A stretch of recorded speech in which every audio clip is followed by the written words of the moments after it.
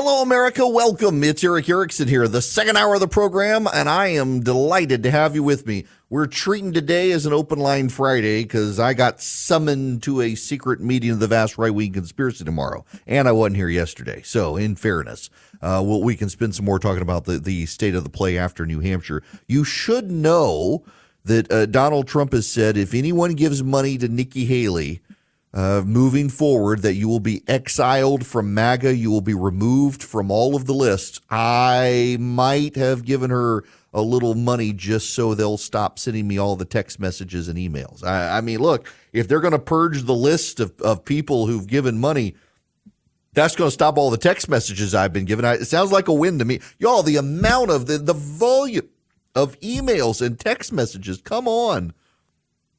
I get enough already. I need to do something to make it stop. In any event, the phone number, 877-973-7425. If you text Eric, E-R-I-C-K, to 33777, well, you can be a part of the program and get all the show notes and live stream links and podcast, all that great stuff. There's a story in Bloomberg that just made me fall out laughing. Here's the headline from reporter Zach Cohen. Young Congress aides publicly defy bosses, upending tradition. Young congressional aides, it should say, I guess for space saving, for printed publication, I suppose. Representative Henry Cuellar's top staffer in his Laredo office welcomed the chance to work for the conservative Democrat, despite the fact they came from different parties and managed one of the worst paid offices in Congress. But Cuellar's vote against Republican-led legislation barring transgender girls from participating in school athletics for women and girls was a bridge too far for Jose Sanz, Cuellar's district director. So Sanz resigned and weeks later announced a bid for the Republican nomination to challenge Cuellar in November. When I saw things like that, I knew there wasn't a spot for me at his office anymore, and that I had to fight for what I thought was right, Sands said in an interview. He favors a ban on transgender girls in school athletic programs for women and girls. Congressional staff like Sands are increasingly challenging their own bosses in a bid to shift the power on Capitol Hill, representing a sea change in the relationship between lawmakers and the legions of workers who ensure the House and Senate function. What's notable here is that this report starts with a Republican who works for a Democrat.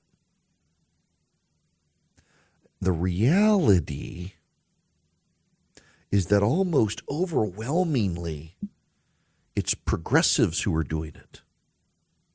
You've got progressive staff on Capitol Hill trying to unionize.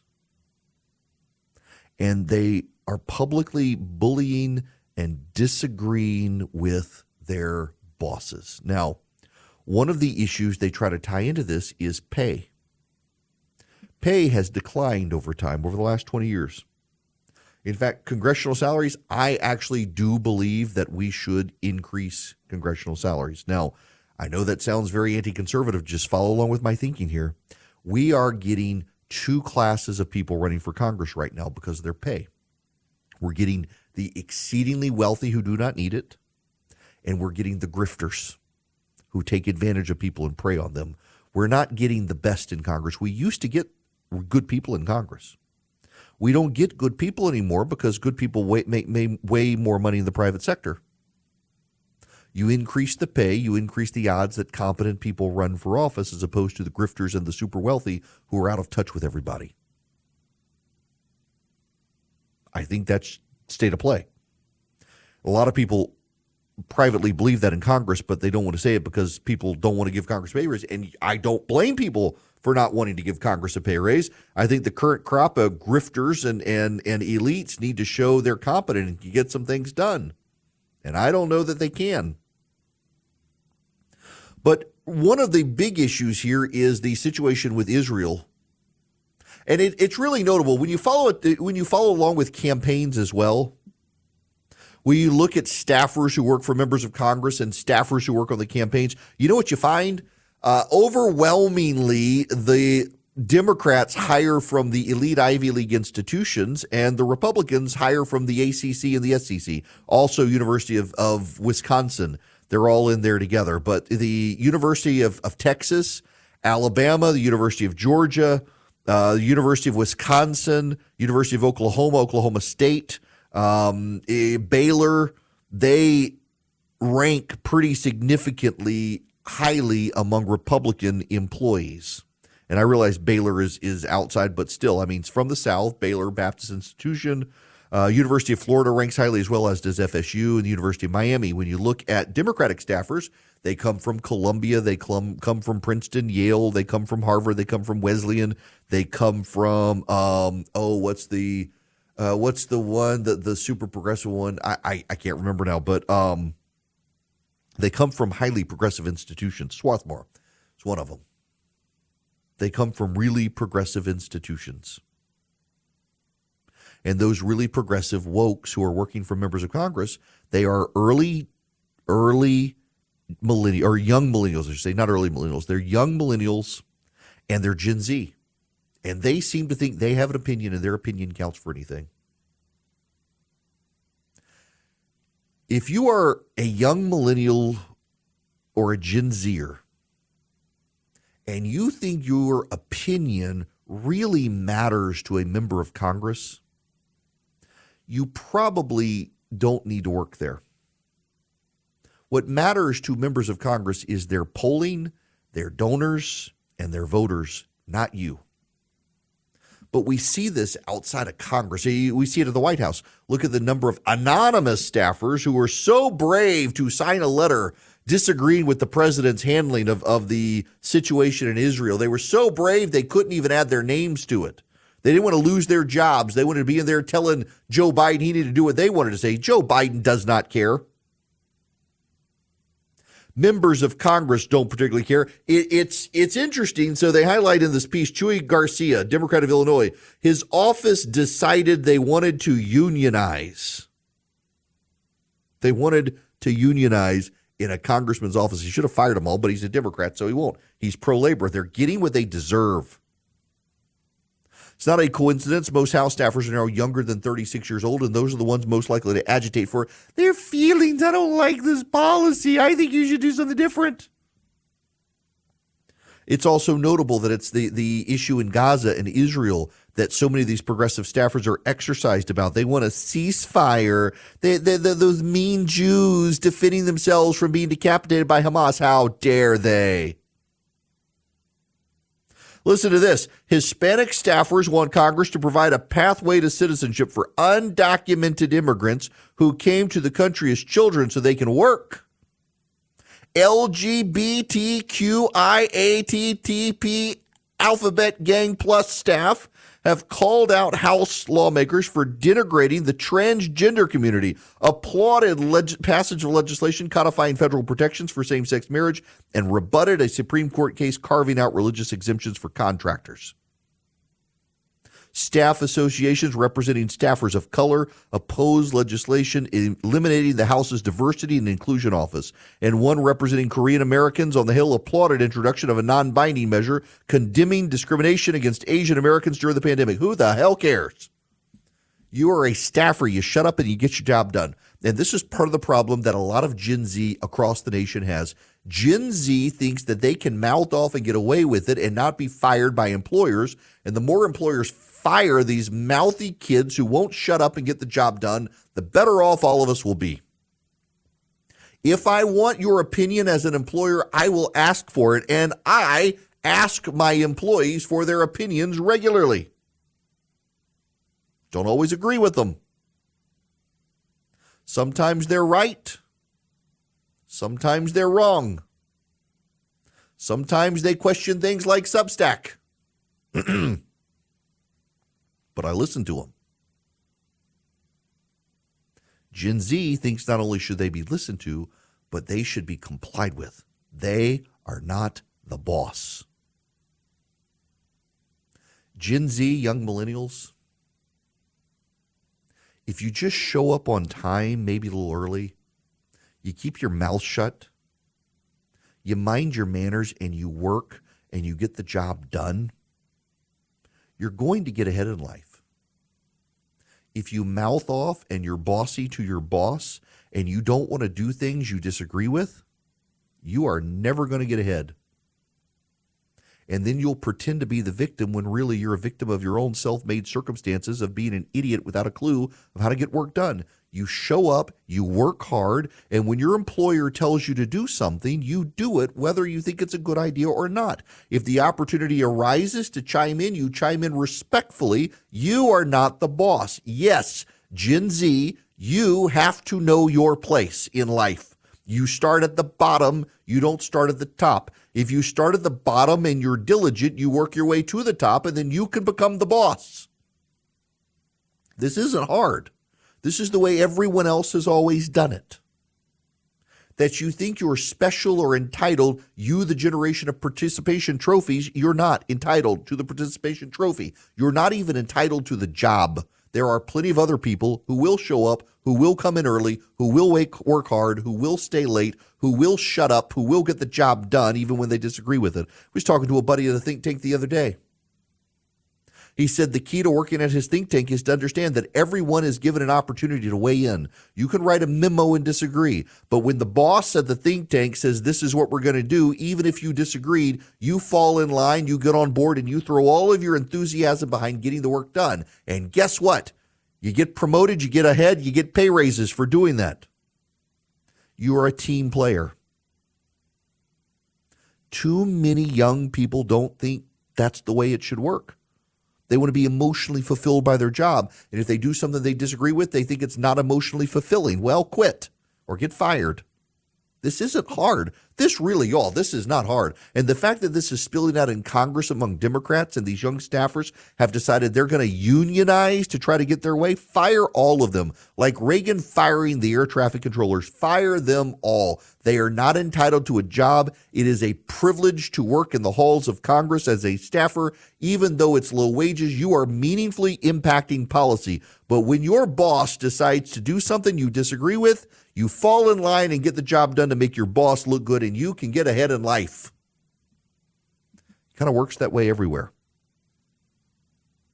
Challenging the authority of an elected member of Congress, you are a nobody who chose to work for that person. If you don't like it, find a new job. Life's not fair, but you know what? Your boss, the member of Congress or the President of the United States, is beholden to and responsible to his voters, not you. So shut up. Yes, you can. Open Line Friday. Glad to have you with me. Let's see here. I got an email here from Bob. Most mind-boggling part is they took a job with a representative, the most political job around, without bothering to find out what politics they agreed on. Surefire plan to be unhappy. Absolutely right. But, so here's the thing. They think that because these guys are Democrats, they would align with them on all these issues. And it turns out, no, not necessarily. The Democrats they're going to have problems with this. Relatedly, this is from Zach Kessel at National Review. 5 participants in the TED Fellows Program. That's TED Talks.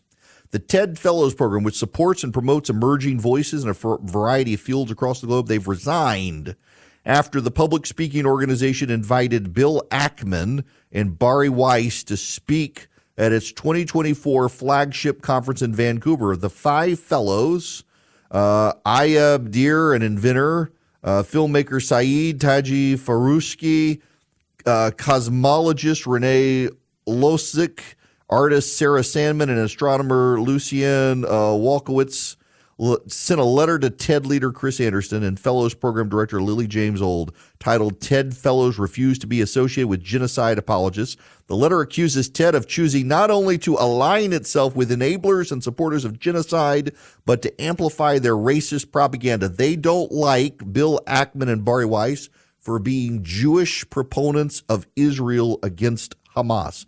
It's remarkable. They're also upset with their opposition to DEI, so they quit. They quit. 55 individuals associated with TED attached their names to the bottom of the letter in support of the 5 fellows who resigned.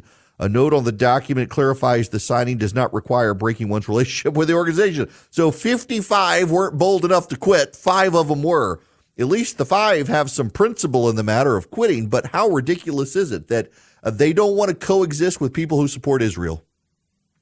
And they think that there's not only no ability to do it, but that you're a bad person if you side with Israel. They're not even willing to see the other side of the issue. I can't believe that anyone is on the side of Hamas here, but yet here you go, 5 of them with 55 backers who aren't willing to quit. It really is hilarious to me that they have descended into this situation. And I am totally okay with them quitting. They should be put on a list somewhere and not hired by anyone. But the wokes, I don't think there's any accommodating them. I don't think you can peacefully coexist with people who view you as an oppressor.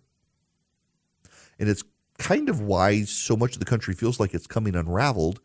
It's not conservatives. It's not Trump supporters. It's not even a lot of Democrats, if we're honest. It's the hardcore progressives who think you're either with them or you must be silenced or eliminated, exterminated in some capacity. I think that's what this is all about. They can't peacefully coexist with people who see the world differently from them. It is a hyper-religious dogma. It's actually what my new book is going to be about, that this is becoming not just a religion, but a religion that will allow no other gods. And it's going to tear this nation apart unless we contain it. Americans for Prosperity is fighting against it, battling the wokes. Man, the Sheldon Whitehouse, the idiot racist senator from Rhode Island who belongs to all the all-white country clubs, was tearing into AFP the other day because of their ties to the Koch brothers.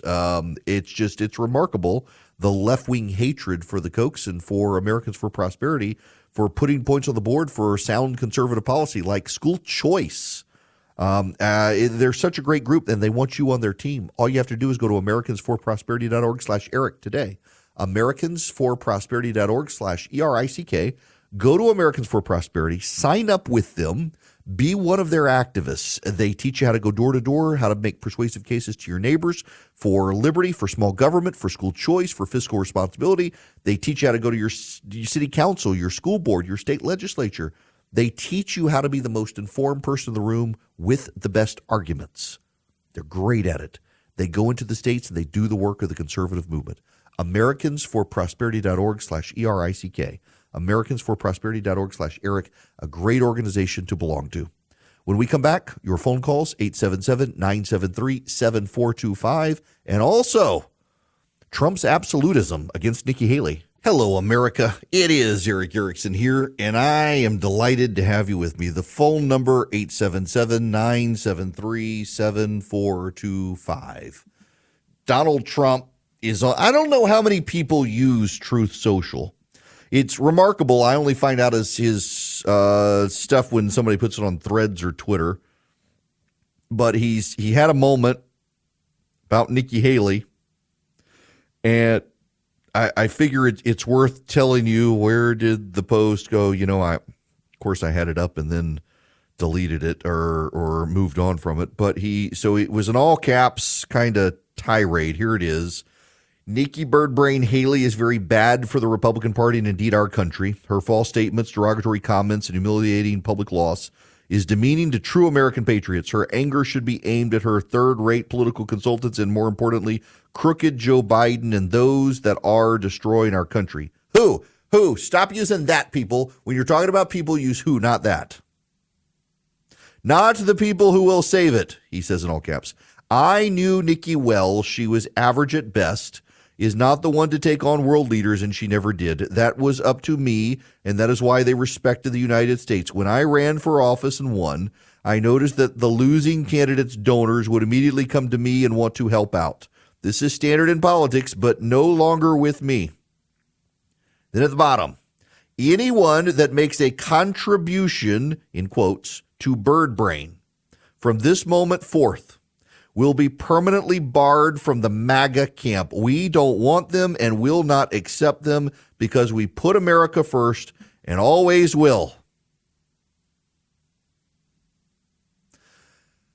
Okay, so I think if you want to get off the email lists and the text messages, you're supposed to donate at least $200 to Nikki Haley so you wind up on the publicly disclosed list of donors so that you stop getting the text messages and the emails and the door knockers and stuff. What a great way. I mean, what a great way to help get you off of the email list and the text message change is to just say, nope, you can no longer be with us. You are no longer allowed to be part of MAGA if you give Nikki Haley money.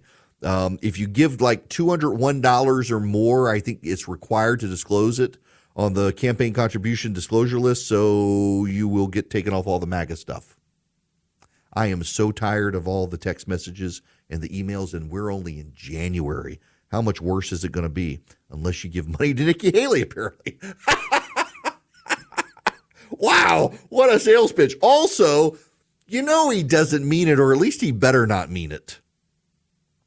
Now, here's what's going to happen. Here's exactly what's going to happen. Let me read it to you again, just so you have the full force of the bottom part of it, because I got to tell you, you know, and I know, or at least you should know what's actually going to happen. Anybody that makes a contribution to Bird Brain from this moment forth will be permanently barred from the MAGA camp. We don't want them and will not accept them, because we put America first and always will. Do you really believe when Nikki Haley drops out, that Donald Trump is going to say, I won't take your money and I won't take your vote? Really? I mean, come on. Here's what's happening here is he doesn't like that she won't drop out. She hasn't won. She has won delegates, but she's not going to be the nominee. It's obvious that Nikki Haley is not going to be the Republican nominee. By hanging on, she's just antagonizing Trump. She doesn't care. Nikki Haley has harassed and aggravated the establishment of the Republican Party her entire career. And yes, though you may think otherwise, the former president of the United States, who has the backing of almost all of the GOP congressional leadership and chairwoman of the RNC, and like, he's the establishment. It's funny. Do words mean anything? People on the right are doing the same thing. People on the left changed the name homeless to unhoused. People on the right changed the anti-establishment to the establishment. Nikki Haley is very much the anti-establishment because they're all telling her to get out of the race. Ever since she ran for the state legislature in South Carolina, she has been anti-establishment. She aligned herself with Mark Sanford when he was governor against the Republicans in the establishment. He was on the outside, as was she. When she became governor of South Carolina, she forced the establishment against their will to start going on record with their votes so the people would have a say in it. She bullied and browbeat them until they complied. She's not exactly an establishmentarian, and the fact that the establishment of the GOP, led by the leader of the Republican Party, wants her out of the race, it's kind of a big indicator she's not the establishment. What people mean when they say the establishment is the old guard of the GOP that's no longer in charge. They still view them as being in charge. The free trade, socially libertarian, non-culture warrior GOP that's good for business and robust American foreign policy. They don't like Nikki Haley on that, and that's fine. But Donald Trump saying none of these people, if they give her money, will be allowed to be part of the coalition. None of them will be allowed to be MAGA. He won't accept their money. He won't do anything. You and I both know that is grade A horse manure. He will willingly take their money. This is what's going to happen. Nikki Haley is going to drop out of the race at some point. She won't have the money. Donors will begin to flee. That's part of what Trump is doing here, is he's trying to persuade donors to drop her and come to him. He's trying to do it rapidly. Donald Trump actually needs the money with the legal bills. You know, the court case is back on today in New York. He keeps having to go into court, keeps having to pay the lawyers. So he doesn't want to wind up like Kari Lake. Remember what happened to Kari Lake? 3 days before the Arizona gubernatorial election in 2022, on stage, caught on tape, Kari Lake said, "Are there any McCain supporters here?" And she says, I don't want you here. I don't want your support. I don't need it. And they left. She made it very clear she didn't want McCain's supporters supporting her, so they did not, and she lost the race. Donald Trump is smart enough. He's not going to do something that's stupid. He's trying to shut down donors right now. He's trying to get the donors to his side. He's trying to cut off Nikki Haley's money by making this threat that everyone knows he has no intention of keeping. Why does he have no intention of keeping it? Because every vote counts in the general election. Every dollar counts. He needs the money. You really want me to believe that the day after Nikki Haley drops out, one of her donors going to write a large check to Donald Trump, multi-$1,000 check to his campaign, and he's going to return it and say, no, I'm sorry, you backed Nikki Haley. Really? You really believe that's going to happen? My gosh. So I own this bridge in New York. It's this fabulous bridge that was built in the 1800s. Absolutely fabulous, glorious, the best bridge, the best. It was built in the 1800s. I own it now. I have right of title, and I am willing to sell it to one of you who believes that Donald Trump will not accept a multi-$1,000 check from a Nikki Haley donor next week. I'm willing to sell you my bridge that I own. All I need you to do is to present for me a bearer bond of $100,000 that I can easily convert that you can't get back once you realize I don't own the bridge. Oh, I didn't say that part out loud. It's a hilarious play on his part, honestly, trying to rattle the donors. And what I think this is going to do, though, the way it's done is it's going to give people incentive to give money to Nikki Haley, and it's going to keep her campaign alive, actually. Listen, I mean, the idea that he's going to take you off all the lists, that you're going to be purged from MAGA, and you're never going to get a text message again, you're never going to get an email again, you're never going to hear about MAGA again, it's worth $250 to me. I just want everybody to leave me alone. Every time I get a campaign email now from any candidate, I don't care whether I'm supporting them or not, I hit the unsubscribe button. You know what really, really, actually, it's one of my greatest pet peeves.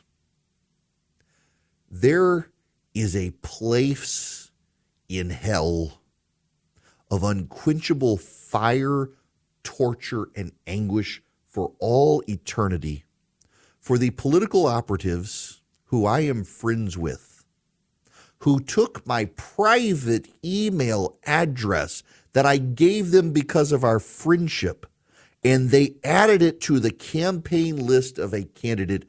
You will, I hope, just burn for all eternity for having put me on these email lists. Maybe God will show you grace, but it is I have a particular private email list that some people in politics have, and you will not be surprised to learn the number of candidates who suddenly send emails to that. And I swear to you, it's because of those political operatives who I trusted with my private contact information. And I want bad things to happen to all of them. Yeah, they're friends in this lifetime, but not the next. I get so tired of the campaign emails. I bet you guys too. It's just, it's so infuriating. But the bottom line here, the media's playing this up as this Trump's really not going to take money from these people. Yes, he is. He'll take their votes. He'll take their money. He wants to win. And you win by building the broadest coalition possible. It's the Carrie Lake lesson. She literally 3 days before the election in Arizona said, I don't want you people. And they took her at her word, and she barely lost, but she lost. Donald Trump wants anyone and everyone to vote for him for president. Given the odds, a lot of people probably are going to against Joe Biden. But it's got to be, I mean, you got to expand the coalition, not shrink the coalition. So you can say this on True Social where a few people are going to see it, but no one's really going to hold you to this because we all kind of get what's going on here. This is trying to move the donors to you now and get Nikki out of the race sooner. She'll get out of the race at some point. She will. She's going to run out of money, just not because of this. This is probably going to get her more money, keep her in the race longer. All right, John, I want to go to you next. Welcome to the show, John. How are you? Hi, Eric. Doing fine, thank you. And you? Doing well. I was just making a comment there about there's an execution in Alabama this evening with a new drug. Yes. And his pastor came out today and said that the prisoner is terrified. I'd like to make the point that the people he murdered would have been terrified before he murdered them as well. Amen. And You're absolutely right. Did the right. pastor and the prisoner forget that? Yeah, and so I'm a supporter of the death penalty. I think it's notable that, I mean, well before the Ten Commandments, well before Moses, in the beginning, Noah gets off the boat and God says, take the life of anyone who takes the life of another person. Anyone who disrespects life, their life must be taken. And I don't think it's a coincidence that as our culture has begun to devalue life, the life of the unborn and the like, we've also become a culture that is opposed to the death penalty. As opposition to the death penalty has risen, degradation of life correspondingly has risen. And I don't think it's a coincidence at all. It may seem counterintuitive to eliminate from the gene pool people who murder other people, but actually it cleans up the gene pool. Those who have no regard for life and maliciously take it, eliminate them from the gene pool. I don't mind a pastor being someone who cares for someone who's dying, who's being executed. But this is my frustration with the conversation. We forget about the people that guy murdered. You think the man being murdered is terrified? I, like John, assure you that the people he murdered were in their final moments terrified. Now, I don't want you to be terrified of what's going on in the world today. There's so much turmoil out there. A lot of people are worried. Swiss America has been sounding the alarm about the secret war on cash and the assault on our freedoms with soaring interest rates, squeezing the economy, and banks teetering on collapse. Swiss America can educate you on how to protect your hard-earned assets. Now, go read their report, The Secret War on Cash. Your copy's free. All you do is mention Eric Erickson when you call or text 800-289-2646. The all-out war on cash includes digital forms of currency. The government itself is trying to crack down and control and move you to digital currency so they can control your spending like they do in China and what Europe wants to do as well. You need to read the report, The Secret War on Cash. Just mention Eric Erickson when you call or text 800-289-2646. That's 800-289-2646. You can also go to SwissAmerica.com/Eric. That's probably the easiest thing. SwissAmerica.com/ERICK. Or call or text my name, Eric Erickson, to 800-289-2646. Message and data rates apply. Welcome. It's Eric Erickson here. The phone number, 877-973-7425. Should you wish to be on the program, I'm going to go next to Randy. Welcome to the show, Randy. How are you? Randy? I'm here. Hi there. Welcome. Sorry. Thanks for taking my call. First time. Yesterday you were commenting about the cruise industry and the crazy report that someone had about the carbon footprint. Yes. And what her report doesn't take into account is when you're on a cruise, you go to many different locations as opposed to her example of just being in one hotel. So how about counting the travel time and, waiting in TSA or whatever, all the waiting you do at the airport? It would have to be a carbon footprint for like private air travel to all those different places. Oh, that's a great point. Philip and I were talking about this yesterday. After I talked about that so he's been to 10 different Caribbean countries. He would never go if he had to fly to each one individually, and think of the carbon footprint of that. Yeah, so I'm going on my third cruise on Monday, actually, or Tuesday next week. But my first cruise was a Caribbean cruise as well. And I think we stopped at 7 or 8 different places. And it's a great way to do some recon on the area if you want to do just to have an extended stay at one of the places or two of the places. But, getting a little smidge of each one was a great experience. Yeah, I keep having people reach out to me and say, "Hey, have you ever wanted to do a listener cruise?" And I'm like, I don't know that I don't know that I want to do a cruise, but maybe one day. I wouldn't mind doing an Alaskan cruise. I do think that would be cool. But yeah, Randy, great point. I appreciate you calling. It's the whole idea that this cruise ship life it's terrible for you, and it's always the elite who never want to give up anything. They want you to give up your air travel. They want you to give up your car. They want you to give up your cruises. They don't want to give up anything. They think they are perfectly serene and supreme. And very few of them are true believers. Somebody told, I think it was Sean Hannity was telling me one time that Daryl Hannah, That actress in Hollywood, that she actually has solar panels and a windmill in her yard. She takes it so seriously, and she doesn't fly. She has an electric car. She doesn't fly anywhere because she takes it that seriously. God bless her for being a true believer. But very few of them actually are like that. Why should the rest of us have to give up our way of life so that these progressives who have terrorized their kids about the end of the planet can sleep well at night? They should stop terrorizing their kids about it. The world is not going to end, and neither are we. Now, what will end at some point is the incredible deal you can get from omahasteaks.com/Eric right now, but it's not ending today. So you should go to omahasteaks.com/Eric today, and you can order their great special. In fact, I'm going to do this. It's been a while since I did this. I love having my own URL now. So it's Omaha Steaks. If I can spell Omaha. Oh, come on, Erickson. omahasteaks.com/Eric, ERICK. And what do you get? You get 4 butcher cut fillets. Oh, they're good. 4 boneless pork chops, 4 Omaha steak burgers, 4 gourmet jumbo franks, 4 caramel apple tartlets. But wait, there's more, as they say on TV. You get 4 boneless chicken breasts, and you get 4 additional pork chops for free. So in the package, you get 4 boneless pork chops. You get 4 extra boneless pork chops, and you get the 4 chicken breasts for free. All you do is go to omahasteaks.com/Eric. And you take those pork chops, you set your oven on 275, you put them in a shallow baking dish, you pour barbecue sauce over them, you put foil on it, leave it in for 2 hours. They fall apart. It's incredible. omahasteaks.com. omahasteaks.com. You go to omahasteaks.com/Eric. You get this incredible deal. You get the 4 free chicken breasts, the 4 free pork chops. You get incredible customer service, all from omahasteaks.com/Eric, ERICK.